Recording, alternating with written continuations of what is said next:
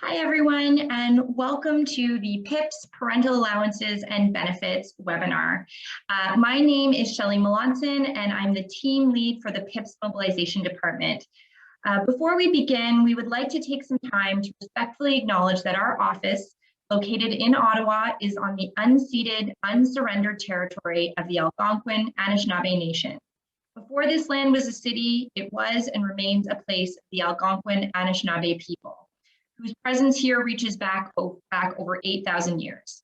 As settlers, it is our responsibility to educate ourselves on the history of the First Peoples, to learn how to be respectful of their culture, to acknowledge their pain and our part in it. This journey of understanding is uncomfortable, but part of discovering our past and how we continue to benefit from it is the duty to grow and to change in order to want better. Working towards change, we can be hopeful that our journey guides us to a peaceful, inclusive, and respectful future. The Professional Institute of the Public Service of Canada strives to create a climate that is respectful, safe, and inclusive, where all are welcome and valued, and where we are supported to make our contribution and support others to make theirs. We thank you for being part of this inclusive space. At the beginning of our webinars, we like to share an equity statement. This statement outlines our expectations for participants and panelists. Please take a moment to review the statement now. The link is in the chat box. Today, I'm joined by PIPSC Negotiator Cara Ryan. Cara has been spearheading coordination of the implementation of our new parental leave provisions. Cara is also the lead negotiator for the AV group. Please join me in welcoming Cara. Hey everyone, I'm very excited today to be here and chat to you about your new parental benefits and allowances. Thanks so much, Cara. Before we get started, I'd like to go over some technical details of the webinar platform to ensure that everyone can actively participate in today's session. As you've likely realized, the audio is being provided through the webinar service. To reduce background noise and ensure the best quality of sound, we've muted all participant lines. If you'd like to ask a question or make a comment, open the chat tab in Zoom. Now you can do so by accessing the control tab located at the bottom of your screen. When you click on the chat icon, the chat window will appear. If you're in full screen mode, it will appear in a window and you'll be able to move it around your screen. If you're not in full screen mode, that chat will appear on the right-hand side of your screen. To use the chat feature, type a message in the box and press enter. If you're logging in through a mobile device today, the process is pretty much the same. Select the chat icon located at the bottom of your screen, enter your question, and hit send.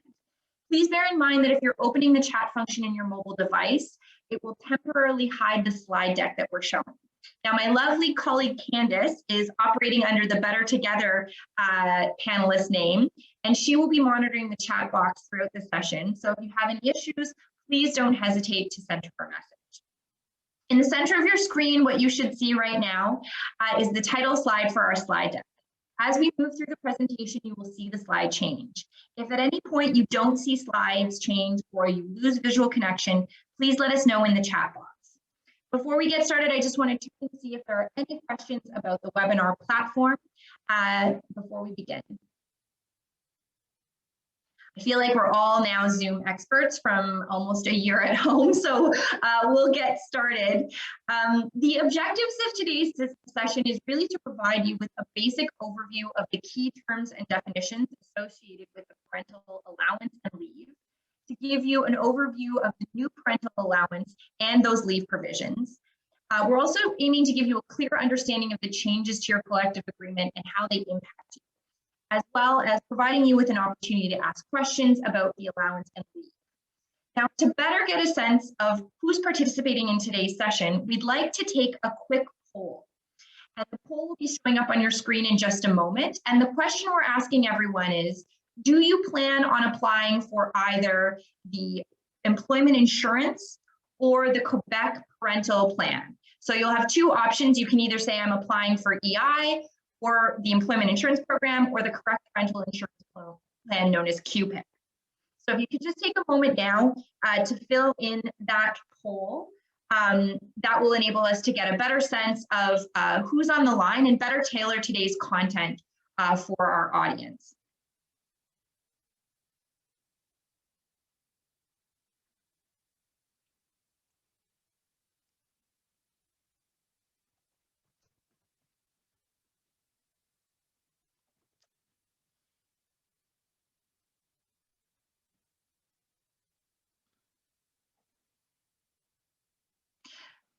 So I think we can go ahead and show the results for the poll today. So it looks like the vast majority of people are going to be using the employment insurance, applying for employment insurance. So we'll be using that information for today's presentation. But of course, we'll still be talking about QPIP. Cara, would you like to begin the presentation and walk us through these new provisions? Sure. Thanks, Shelley. I just want to make a quick note off the top because I'm just seeing some questions around if you're already on parental leave. If you're already on parental leave, you already are accessing the scheme under your the older collective agreement, and that's not going to transition for you. So if you have specific questions around the scheme that you're on, you can reach out to me, but the changes to the contract aren't necessarily applicable to you. I've just seen that come up a couple times, so I wanted to address that. But anyway, thanks, Shelley, and everyone, welcome again to the discussion on the updates and the changes to your parental benefits and allowances. I'm not sure why this isn't, hang on, there we go. And allowances in your soon-to-be signed CS collective agreement. I hope the presentation will answer most of the questions you have. Obviously, parental it can be quite nuanced. So should you have any more questions at the end of the presentation, there'll be question periods, of course, but also feel free to reach out. My email will be available at the end of the slide deck if you want to reach out to me after. So before diving into the content of the presentation, I just want to review some keywords so we're all sort of speaking the same language and we don't sort of lose anything in translation. So when I reference EI, the Employment Insurance Act, so that's the legislation that provides maternity and parental benefits to new parents in Canada, with the exception of Quebec. So Quebec has its own legislation, which is the Quebec Parental Insurance Plan, which applies only to Quebec residents. And I'll reference it as QPIP. So EI and QPIP are those two pieces of legislation that provide your benefit. And the scheme that you fall under, it depends on where you live. So not where you work or anything like that. It's where your primary residence is located. Maternity leave. So this is the leave without pay for the birthing parent under EI or QPIP that's available in your collective agreement. So the leave aspect is available to anybody. It doesn't depend on where you live. It's a provision within your contract that provides sort of the time off. Akin to that, it's the parental leave. So that is, again, the leave without pay. This has changed in your collective agreement to reflect the new extended period you can receive the EI benefit for parental. So the leave that you are able to access, the leave without pay you're able to access within your collective agreement has changed. When I reference or use the word benefit, these are the funds provided by the government under the legislative scheme. So either under EI or under QPIP for the birth or adoption of a child. And the allowance or top up is the part the employer funds in addition to the EI or QPIP benefit. So it's that part that brings you up to the 93% or the 55.8%. The supplement to the EI benefit or QPIP benefit. The reimbursement formula. So this is effectively the time or the work you owe the employer on your return from a mat or parental leave if you have received an allowance. So if you've just taken the time off, that's not what the reimbursement formula is for. It's for if you've been in receipt of an allowance. So you're repaying the employer for that allowance with time. And again, this is something that has expanded and changed within your contract. So what has changed? So what are the major changes and highlights? The top bullet there, we negotiated additional top-up for the new shared weeks under EI. So EI was amended to increase parental benefit if being shared by both parents. So for the standard leave, so the shorter leave, there's a potential of an additional 5 weeks if parents are sharing. So those will be topped up if being accessed by a public servant or if you're both within the public service. And then for the extended benefit, there's the potential for an additional 8 weeks. So again, those will be able to be topped up. So those are new and increased allowances under your contract. There's also increased sort of employment mobility. We expanded the definition of employer. So where you can work to reimburse the employer now includes agencies, and it's not just restricted to the core public administration. So there's more potential to access promotions or change your job while you're on leave and still be able to repay that time to the employer and not owe straight up cash back to your employer. We negotiated to ensure that there was a top-up or allowance for the 5 paternity weeks under QPIP. So QPIP has very specific 5 weeks for the non-birthing parent. So we negotiated to ensure those were topped up as well.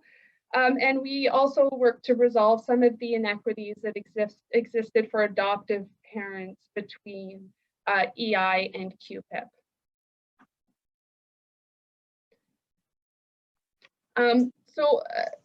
Before we start talking about the allowance or the money aspect of it, I'm also just want to clarify some of the changes with regards to the leave without pay. So parental leave without pay, this is the time, just the time off. So this is the notice you give your manager that you're not going to be in the workplace for a certain amount of time because you have a child. So this is effective on signature date, and it's a provision that is available to everybody. It doesn't matter where you live, whether it be Quebec or the rest of Canada. So the standard leave that's available remains the same as it sort of always has been. It's up to a 37 weeks in a 52-week period.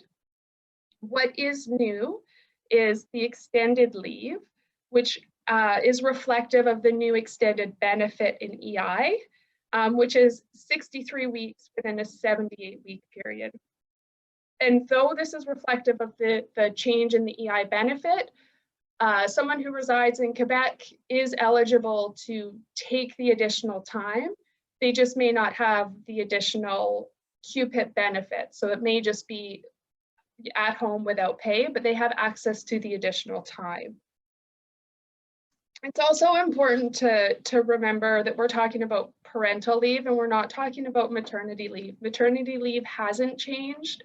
It hasn't changed for EI, and for QPIP and those following some of the legislative changes that are going on right now, it hasn't really changed for QPIP either. So maternity leave under EI is the 15 weeks. It's 93% topped up, as it always has been. And for QPIP, it's the 18 weeks fully topped up as well. It's the same. Other important considerations. So under your collective agreement, you need to provide your employer with 4 weeks notice. That's an obligation you have prior to taking any leave without pay. And also before you start your leave, it's important to ensure your EI or your QPIP approval or sort of proof that you're going to be in receipt of the benefit is received by the pay center, because it's a necessary threshold for you to be eligible for your allowance. You need to be approved for your time off, from the employer, and you need to show proof that you're going to be in receipt of a benefit, whether it be EI or QPIP. So it's important to make sure that documentation is in with your employer. Again, also be aware that you have to repay the employer for your allowance with time or with working once you return from your leave. So if you leave their employee before you've worked the sort of time owed, then you do owe them the value for what time remains, right?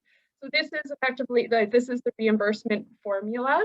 So it's very straightforward for the standard parental leave. It hasn't changed. It's sort of an equal amount of time. So if you've received the allowance for 35 weeks on parental leave, then you owe your employer 35 weeks of full-time work, and it's considered repaid. Should you leave the employee earlier than that, then there's a calculation of how much sort of money would be owed. So it's important that you keep in mind that you don't necessarily want to move on from your employment with the public service before that is reimbursed. For extended, because there's a prorated allowance over time, the reimbursement formula is prorated as well. So it's at 60% of full-time hours. So the easy math is you take 100 days of extended leave, so 100 days at 55.8%, you have to work 60 days at full-time hours to repay those 100 days of allowance. So it's a shorter time, but it's still an equal repayment. So what has changed is because of the expansion of the definition of employer that I mentioned, the work can be fulfilled in your original position or in a new position within the core public administration or an agency or another eligible public sector employer. So there's more mobility, there's more opportunities for promotion or that job that you've always been hoping would come up and came up during your parental leave and you got it. There's more access to mobility now. Some questions that come up in the chat at the beginning. So when does this all come into effect? So also critically important, March 15th is the implementation date. So I'm not the CS negotiator, but we're expecting the contract to be signed early March. And then because these are fiscal changes, there's an implementation window that's forward-looking. And we agreed with Treasury Board on March 15th as sort of that singular date that everybody who's subject to the CS agreement will transition from the old parental scheme, so the scheme under the 2014 to 2018 contract, to the new one under this 2018 to 2021 contract. So the start date of your parental leave determines what provisions are going to apply. So if you start your parental leave before this date, you're subject to the old one. If you start it on March 15th or after, you are subject to the new provisions. So keep that date in mind. And if you already are on parental leave, but say you're back at work because you've split it, it is still, the date that matters is the date that you started. So it doesn't sort of reset the clock, sort of coming back to work for a period of time and then going back on parental leave. So if you split it, it's the date of the first period that matters. And also just a point of note, if you are splitting it with another public service employee or another unionized employee, the provisions that matter to you and to your partner are the ones in each of your respective agreements, or contracts. So really look to your own contract in figuring out your benefits. And lastly, probably one of the most important considerations, and something that does have an impact on this new extended benefit, are the considerations around pension and health benefits, and sort of your obligations as an employee when it comes to paying those or repaying those or maintaining those. So for the first 52 weeks of leave, so the standard sort of maternity parental time frame, it's the same as though you were at work. So you pay a single rate contribution for your pension, the employer pays their half, you pay your part of the health benefit, the employer pays their part, and the employer covers your dental and whatnot. And you have options. You can opt out of your pension time and not pay these contributions and not have those benefits. That's your choice. But should you choose to maintain them, they are sort of at the regular rate that you're used to paying when you're at work. If you decide to partake in the extended benefit under EI or be away from the workplace longer than the 52 weeks, what happens after that year is that the employer's obligation to pay sort of their contribution disappears. So to maintain your pension, your health benefits and dental, you are on the hook for both sort of double rate contributions. So for the pension, and that's the most critical one is because it's a lot of money, after 52 weeks, so sort of those 6 months, you would be on the hook for double rate contributions to maintain the pension. The health benefits, you would have to pay both portions to continue, and the dental, you would have to pay the contributions as well. Again, you can opt out of those things. It's important to note with the pension, if you opt out, you opt out of it all. So you can't just opt out of a period of months. You have to opt out of the full 18 months or buy back the entirety of it. So that is definitely an important consideration when if you're thinking about taking the extended leave. So it is an issue that is within the Superannuation Act, within the Pension Act, and we are working with the Treasury Board and lobbying the government to make those legislative updates. They are slow coming, but they are coming. So we understand. So we are putting pressure, and we are mobilizing to get those changes in effect, because we want to see equity between the two schemes when it comes to pension. So if this is a concern or consideration, look for updates, reach out if you're interested on the status of that. On the aside, also just your service and your status as a continuous employee do maintain whether you are on standard or you do take the extended leave. So your increment accruals and all that stuff maintain in the workplace, no matter which leave you take. So that's a lot to digest, but I'm going to move into a discussion on EI. It seems that most people are interested in the benefits and allowances for EI who are on the call today. So I'll move into some of the different benefit and allowance scenarios. Sort of the most common considerations. Again, it is such a nuanced and personal sort of experience, so I understand that this isn't going to answer everybody's questions. And of course, we'll have time at the end of this for some questions on EI.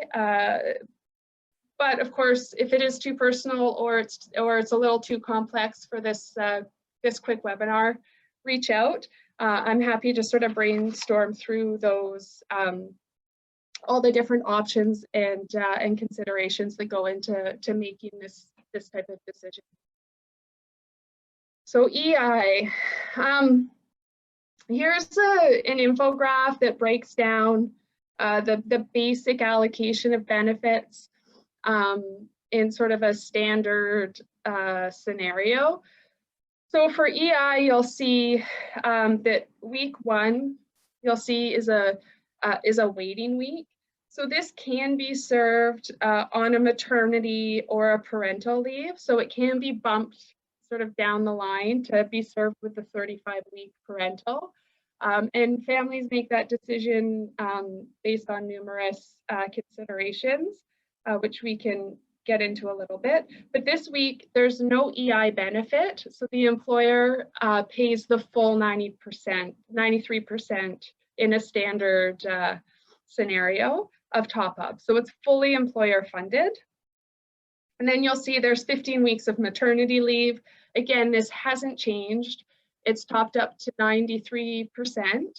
And it's the leave and the allowance is maintained. It's the same in the previous contract as the new contract. And then you'll see there's the 35 weeks of parental. So if one person is taking this, it's 35 weeks.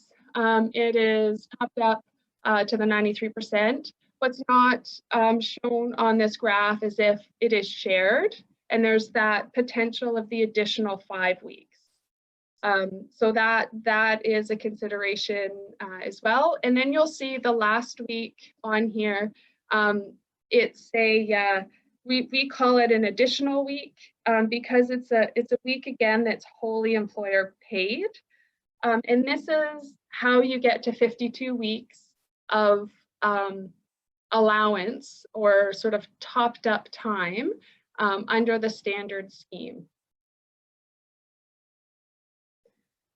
So scenario 1, standard parental under EI. So if it's one parent working in the public service.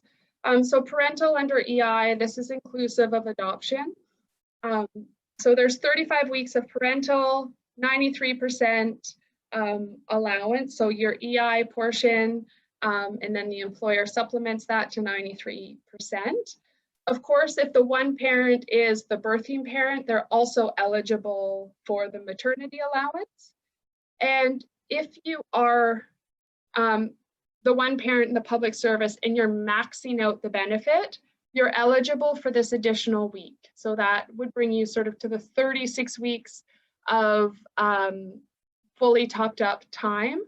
And if you're the one parent in the public service and say your partner is the birthing parent and they don't have any allowance or top up, it could be beneficial to bump that waiting week to your parental, because if it's attached to yours, you will be topped up on that. So that's how you can get to 37 weeks of topped up time if you're not the birthing parent in the public service. So it's important also to note in EI on the standard is that you have to utilize the benefit and the allowance within 52 weeks of the child's birth. So at that point, EI will stop paying you. And if EI stops paying you, the employer will stop paying you. So it's important to keep that timeline in your head when you're planning out how your weeks are going to be used. So standard scenario 2, standard parental allowance under EI if both parents are in the public service.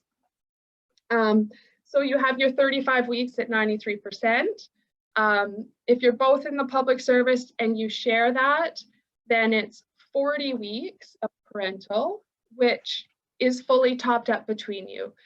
So the max one parent can take is 35 weeks, and the minimum one parent can take is 5. So however you break it down, it just has to meet that threshold. So those 40 weeks could be topped up.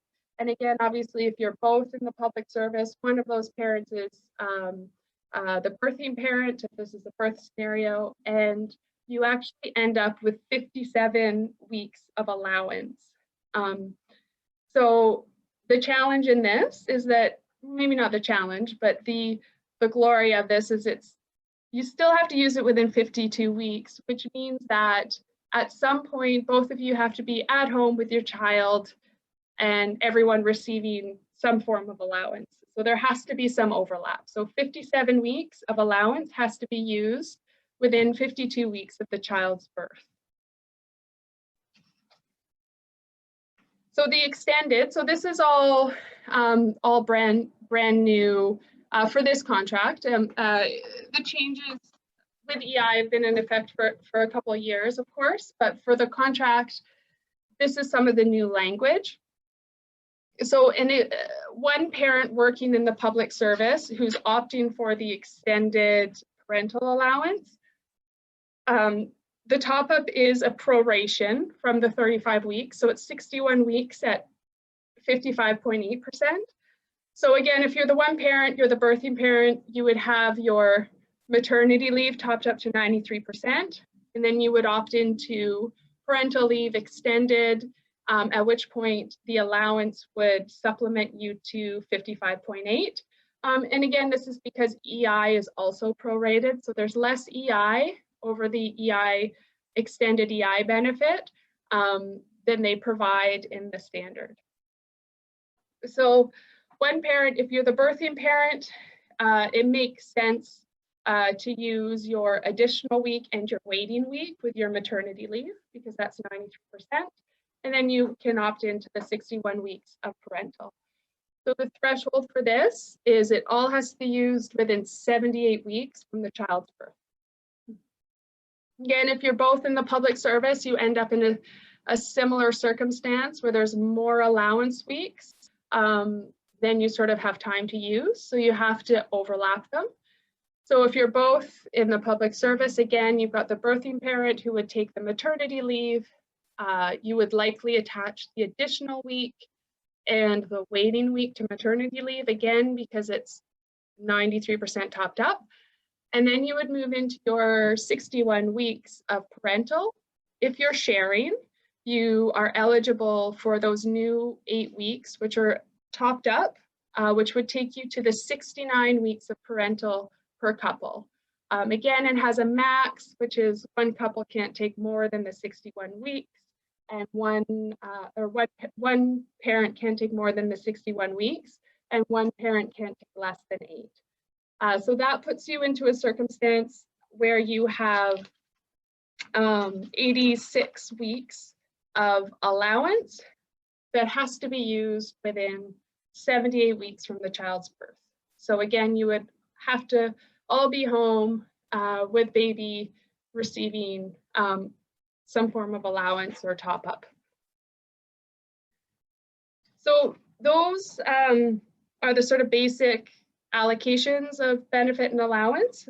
Before moving to our review of the QPIP benefit, are there any questions on EI? Yeah, so we've got quite a few questions for Cara. So we're going to deal with them one at a time. And I just want to remind people we're going to try and take as many questions as we possibly can now, but there will be a second Q&A section after we go through the QPIP section. So our first question comes to us from Esther. Esther is asking, has the new CA been signed? If I take parental leave today, which agreement would be affected?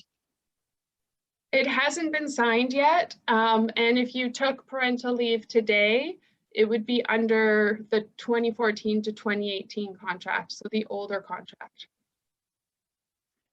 Our next question is from Jordan. He's asking if these benefits apply to civilian members of the RCMP. I don't know the status of your deeming date. I'd have to look into that. I can have a conversation with the negotiator that's working on that. If you could send me an email and then we can touch base on that after the webinar, because I don't know the status of the RCMP deeming yet. So we have a question, two questions that are sort of similar from Marita and Stephen.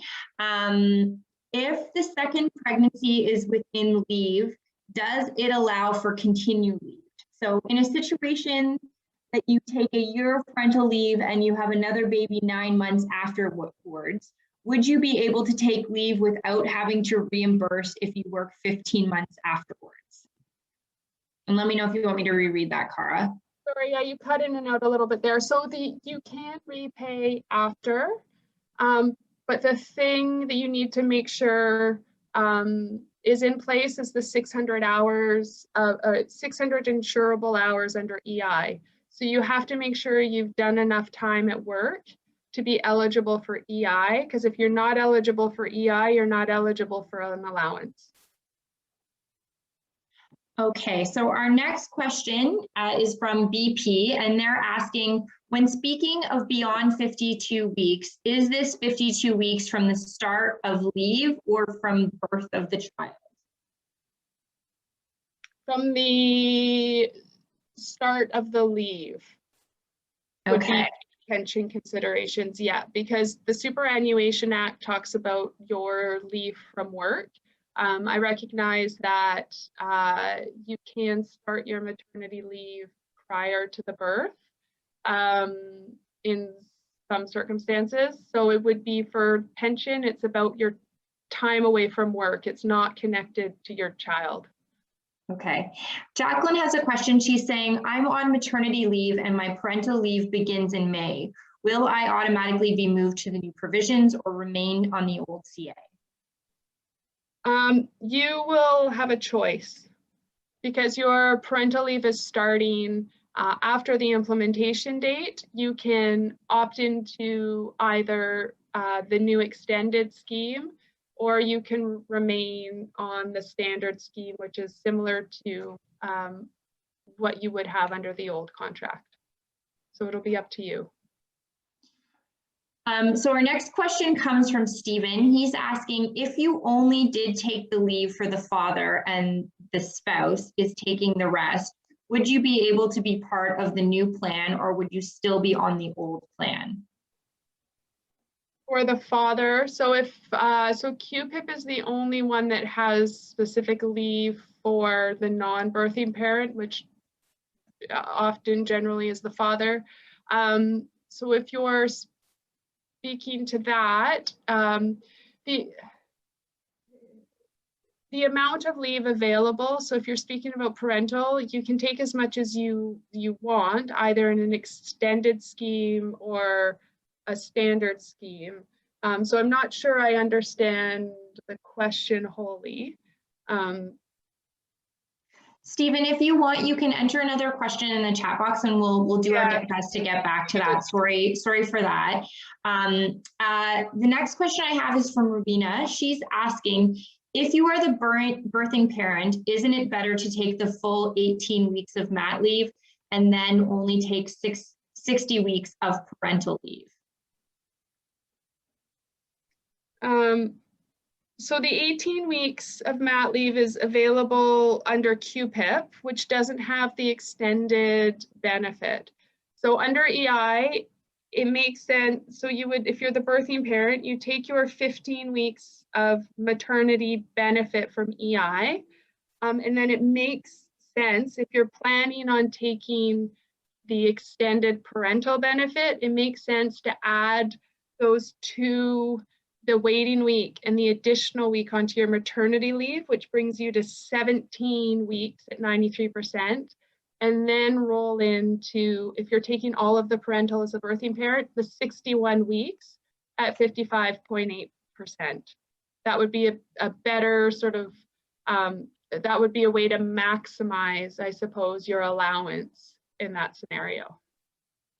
Okay, our next question comes to us from Meredith. Meredith is asking, I believe if the baby is hospitalized, mat leave can be delayed for a max of 18 weeks. Is the parental leave also able to be delayed for the equivalent week? Yeah, so if you're, that is one of the caveats or considerations. If your child is hospitalized, the timelines are thrown out the window. For both, for maternity and parental, things can be pushed. So if that's your circumstance, I encourage you to reach out and we can chat about that if you're having any sort of difficulties with the employer or understanding how those timelines get pushed. But yes, absolutely, hospitalization is something that puts everything on pause for those timelines. So I think we're coming back to the clarification that Stephen was looking at, and I apologize because I don't have the previous question in front of me anymore, but I think he was basically asking if I can break up his leave if my wife goes back to work earlier. Okay, yeah, you can break up the parental leave. So you can take a portion of the parental leave, come back to work, and then take the remainder. In a normal circumstance, you just have to make sure that you don't bump up against the 52-week timeline for the standard or the 78-week sort of deadline for the extended. So it has to happen within that time frame, but you can split it into 2 periods. So our next question is from Tim. Tim is asking if he's paying double contributions to his pension, and am I paying off double the pensionable time and thus can retire sooner? No, you're not. You're just paying the employer's obligation to pay their part of the pension ceases at 12 months or 52 weeks of time off. So whether it is whatever leave without pay, if you're away from the workplace for 52 weeks or more, the employer's obligation to pay their part of your pension ceases. Therefore, if you want to maintain the pensionable time that it is, you owe both the employer's and your own part of the contribution. So it's not doubling up your pension, it's just you're paying both sides of it, both parts of it. So we're going to take 2 more questions and then we're going to go on to QPIP, but we will come back and have another Q&A after the QPIP section. So don't worry, if we haven't gotten to your questions, we will. So the next question is from Cheryl, and she's wondering what happens if someone is on contract and their contract expires while they are on mat or parental leave. What happens with the repayment? I'm assuming you have to be able to repay. I'm assuming it has to do with the reimbursement formula and owing for the allowance. So if you're eligible for the allowance, if you've worked enough and you're eligible for the allowance, then you would owe on either work. So ideally you get another contract or you get some form of employment within the public service, or you would actually owe that money back. So our last question for this section comes to us from Albert. Albert's asking, how do they define shared parental leave? Can my wife take 34 weeks and I take 1 week, and is that considered shared? Well, you have to take, so parental leave under EI is 35 weeks. If you share it, there's an additional 5 weeks available, which makes it 40. So you can't take less than 5. One parent can't take less than 5, and one can't take more than 35. So if you're going to share it, you can't do 39 weeks in 1 week or 37 weeks in 3 weeks. It has to be at a bare minimum 35 and 5, or you could do 20 and 20 or more sort of equal portions. But you can't, those extra 5 weeks have to go to one parent effectively at a minimum. Thanks so much for all those answers, Cara. So we're going to go back and go through the QPIPS provisions now. But if you didn't get your question, don't worry, you can still submit them in the chat box. We'll be taking QPIP questions first in the next round of the Q&A, but we will come back and take EI questions as well. Okay, so I'll move through QPIP a little more briskly because I don't think there's too many people on here, and if I'll encourage those who are interested in QPIP to reach out. I'll review again sort of the most common scenarios, but before I do, what's important or critical to flag at this point is that the legislation was also recently amended for QPIP. Recently, as in January 1st, 2021, it came into force. So unfortunately, again, in the middle of our contracts. So we're currently working with Treasury Board to find common ground on how these changes and your collective agreement will reconcile. So what I'm going to present here is secure. It's the allowance that is absolutely available, and it may change for the better. Things may increase, but I can't sort of guarantee that at this point. Predominantly, it's for adoption benefits that the legislation was sort of more deeply amended. So that's where you'll probably see most of the changes. For a birthing scenario, there's not a lot of change. There's additional shared weeks, some additional weeks for multiples and such, but not the breadth of changes that's available now for adoptive parents. So again, I encourage you to reach out if you're in a particular circumstance with QPIP, and also just to keep your ear to the ground on what we're doing and any updates that may come your way on agreements between us and Treasury Board, and how your contract's going to reconcile with the newly amended QPIP benefit. So again, here's an infographic depicting sort of the common breakdown of benefits and allowance for a birth scenario under QPIP. So unlike EI, QPIP separates birth and adoption benefits into different buckets. So you will see some distinctions here on how they do it as compared to EI. Most notably, there's no waiting week, and maternity leave is 18 weeks. So again, you know, maternity is maternity, it's fully topped up, it's available. You have 32 weeks, so as opposed to the 35 weeks of parental. So this is 32 weeks is able to be shared by either the birthing or non-birthing parent. Works similarly to parental under EI. And then QPIP has a bucket of 5 weeks, which is only available to the non-birthing parent. So it can't be shared with the birthing parent, just like maternity can't be shared with a non-birthing parent. So they're distinct buckets of benefits. And then to reconcile and find equity between EI and QPIP, the employer has, they have these 2 additional weeks that there is no QPIP benefit. However, the employer recognizes that there's a max of 52 weeks in a regular scheme under EI, and there are these 2 additional weeks to bring QPIP recipients, QPIP members up to the 52 weeks as well. So again, just some of the scenarios. Scenario 1, parental allowance for birth. Parental allowance under QPIP for birth if the birthing parent is in the public service. So you have the 18 weeks of maternity, and then the 32 weeks of parental allowance if the birthing parent is taking it all. So if the birthing parent is the only public servant, they take it all. QPIP gives them 50 weeks of benefit. They're eligible for these extra 2 weeks, fully employer funded, sort of additional weeks, and that brings them to 52 weeks. So the old legislation said this had to be done within 52 weeks of the child's birth.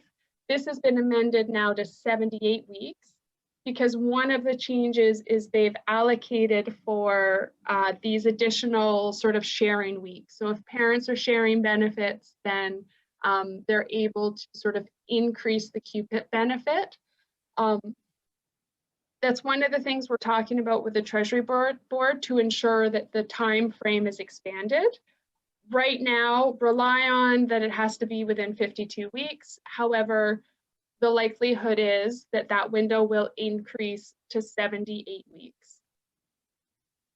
So if the non-birthing parent is in the public service, so scenario 2, parental allowance under QPIP for birth. So the non-birthing parent, again, is eligible to take those 32 weeks of parental benefit. They can take in the entirety or share with the birthing parent. And then they also have access to those 5 paternity weeks that are solely for them, which would also be at the 93% top up or allowance. And that brings them to the potential of 37 topped up weeks, which is equal to the EI parental benefit.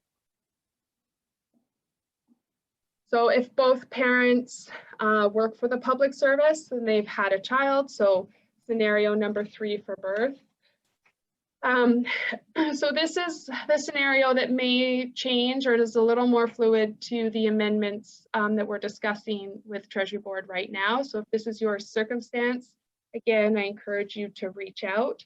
But as it stands now, so you have both parents, one is the birthing, so you would have the full maternity, and then access to the 32 weeks of parental, the 5 weeks of paternity, and then the additional 2 weeks. So that gets you to the 57 weeks of benefit, similar to EI. Now, again, I have the caveat here, it has to be taken within the 52 weeks from birth of the child. However, the likelihood is that will change. So the likelihood that you will be able to just do 57 straight weeks and not overlap is higher, but as of now, sort of rely on that it may have to happen within 52 weeks of the child's birth. So again, similar scenario, 57 allowance weeks, potentially within 52 weeks from the birth of the child. Adoption, so scenario 1, parental allowance under QPIP for adoption. So again, it's unfortunate that I don't have all the answers on this right now, and I do apologize for that. But adoption is part of the legislative scheme that's sort of exploded under QPIP. But if you are adopting a child at this point, the guaranteed sort of allowance that you will receive is, if you're one parent in the public service, is up to 37 weeks at a 93% allowance. And that may increase, that may not, but you can rely on this. There's definitely more QPIP benefit available to you now. It just may or may not be topped up. So if you are both in the public service, this is these are the additional weeks that we negotiated in to help resolve some of the inequity between EI and QPIP. So if you are 2 parents in the public service adopting a child, you have access to 37 adoption weeks under QPIP, and then 2 additional weeks from the employer, fully employer funded, to bring you to 39 weeks. EI would have a 40-week period of benefit. The employer will top up QPIP for 39 weeks in the similar scenario. However, QPIP now has increased their benefits, so there will be more QPIP weeks available to you. They just may not be topped up by the employer. So there's no extended leave. Technically no extended leave that mirrors the EI extended leave under QPIP. However, members who reside in Quebec have access to the leave without pay, which we mentioned, so that that 63 weeks within that 78-week period, which provides the latitude to members and to employees in Quebec to take advantage of the new amended QPIP benefits. So there's a little bit of flexibility in your contract, but it is really important to look out for updates from us on how these negotiations are going, and to reach out if you have questions or specific circumstance related to this changing environment of QPIP. But what I've just sort of explained to you is the baseline. It's what's available, and you know, that may increase, but it definitely won't reduce. So that's QPIP, the QPIP overview. You know, thanks for participating. If you have any QPIP questions, I guess now, Shelley, is the time. And if not, we can fill them with some some EI questions. Yeah, so we haven't received any QPIP specific questions, but if you do have them, maybe just in the message that you put in the chat box, you could just include that it's about QPIP and we'll prioritize those first. But in the meantime, we're going to go ahead and take a question from before, and it said, I have a question about the 5 weeks paternal leave. My child is being born before the sign date. Am I eligible for the top up? For the 5 weeks, I'm guessing this is a QPIP question. If it's the 5 weeks of paternity, yeah, that's available to you if. So that was not a QPIP question. So QPIP is the only one that has 5 specific weeks of paternity. Are they talking about the 5 shared benefit, the 5 weeks of shared?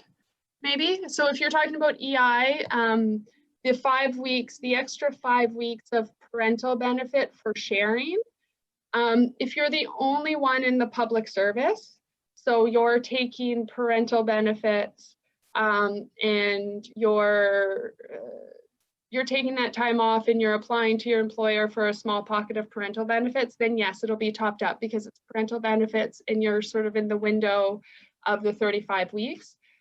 But if you and your partner, both parents, are in the public service and you're taking it before the new changes, then it won't be topped up. And if that doesn't make sense, reach out. My email's on the screen, but I think that's maybe what the question was. So the next one is from Will. He has heard that depending on the month we start leave, it can affect pension insurance. Any elaboration for QPIP? I don't have deep knowledge in pension insurance, so that would be one I'd have to bring back to our pension and benefits team. So again, apologies, I don't have an answer offhand, but if you want to send me an email, I can make sure to source an answer for you. So our next question is, can you talk about the sharing of 8 weeks for additional 4 weeks QPIP? Yeah, so the way QPIP has done their sort of their sharing weeks is that you have to, so for the 32 weeks of parental, you have to share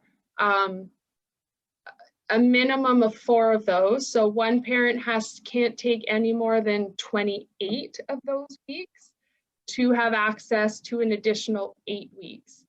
So effectively what they're saying is if you're going to share, you have to, one parent has to take a minimum of, no, sorry, it's so complex.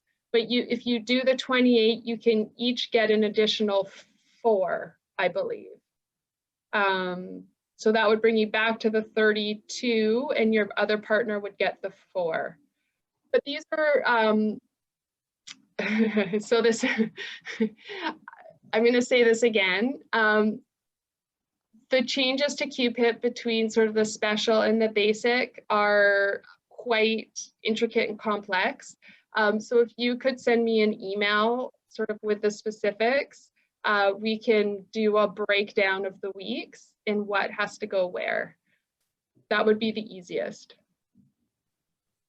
Okay, so we're going to take 2 more questions, but I'll just let you know if we weren't able to get to your question, please don't worry. You can always email Cara directly and she'll be able to answer those. So our second to last question comes from Cindy, and she's wondering if it would be possible to switch from regular to extended leave when the leave has already commenced.